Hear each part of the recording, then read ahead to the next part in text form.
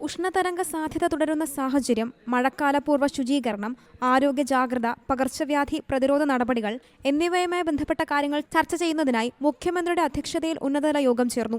വേനൽ മഴ ലഭിക്കുന്നതിനാൽ മുൻവർഷങ്ങളെ അപേക്ഷിച്ച് വൈകിട്ടത്തെ ചൂടിൽ കുറവ് അനുഭവപ്പെടുമെങ്കിലും ജാഗ്രതയിൽ കുറവുണ്ടാകാൻ പാടില്ലെന്ന് മുഖ്യമന്ത്രി നിർദ്ദേശിച്ചു.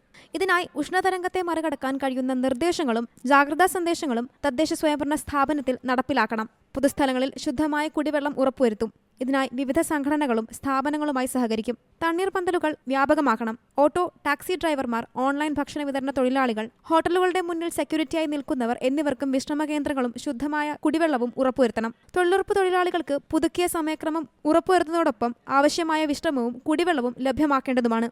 ടൂറിസ്റ്റുകൾക്കിടയിൽ ഉഷ്ണതരംഗ ജാഗ്രതാ നിർദ്ദേശങ്ങൾ എത്തിക്കാനുള്ള നടപടി സ്വീകരിക്കണമെന്നും മുഖ്യമന്ത്രി കൂട്ടിച്ചേർത്തു.